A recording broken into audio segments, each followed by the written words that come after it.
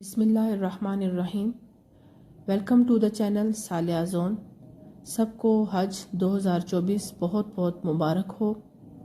آج کی ویڈیو میں ہم خطبہ حجۃ الوداع جو حضور پاک صلی اللہ علیہ وآلہ وسلم نے 9 ذی الحج کو ارشاد فرمایا تھا اس کو سنیں گے۔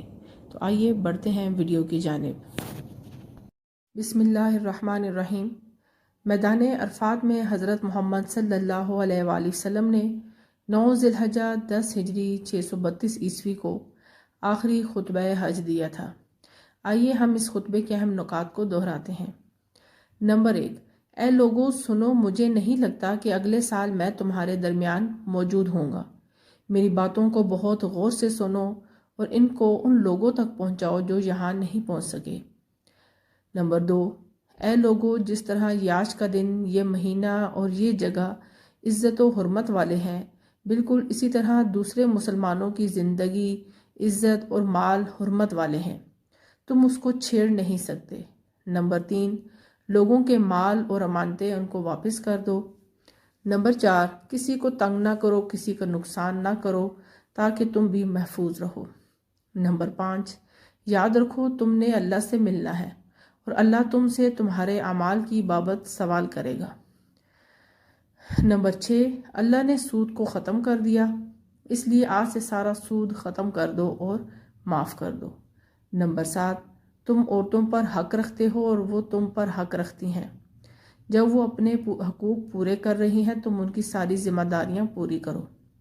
نمبر 8، عورتوں کے بارے میں نرمی کا رویہ قائم رکھو کیونکہ وہ تمہاری شراکت دار، پارٹنر اور بے لوث خدمت گزار رہتی ہیں۔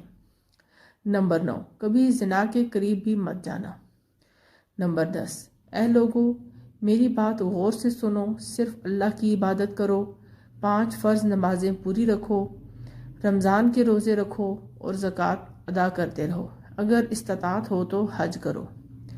نمبر 11، زبان کی بنیاد پر، رنگ نسل کی بنیاد پر تعصب میں مت پڑ جانا۔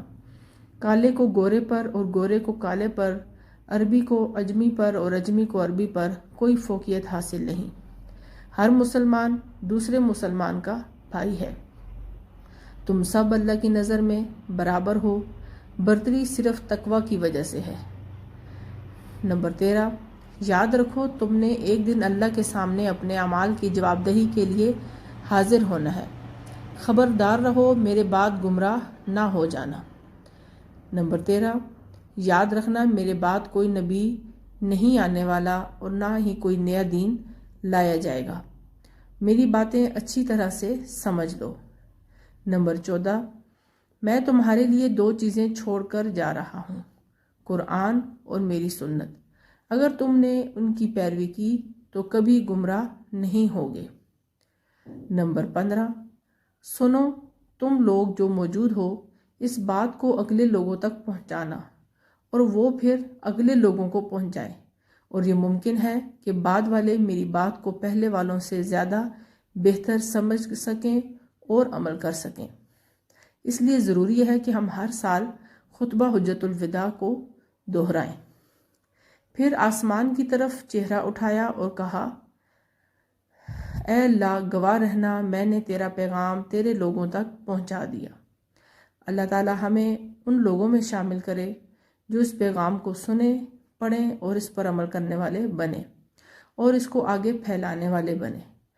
اللہ ہم سب کو اس دنیا میں نبی رحمت صلی اللہ علیہ وآلہ وسلم کی محبت اور سنت عطا کرے اور آخرت میں جنت الفردوس میں اپنے نبی صلی اللہ علیہ وآلہ وسلم کے ساتھ اکٹھا کرے، آمین۔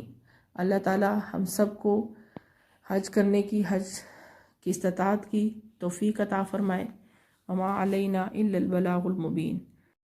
برائے مہربانی اس ویڈیو کو زیادہ سے زیادہ شیئر کریں تاکہ حضور پاک صلی اللہ علیہ وسلم کا یہ پیغام تمام امت مسلمہ تک پہنچ سکے۔ شکریہ۔ اللہ حافظ۔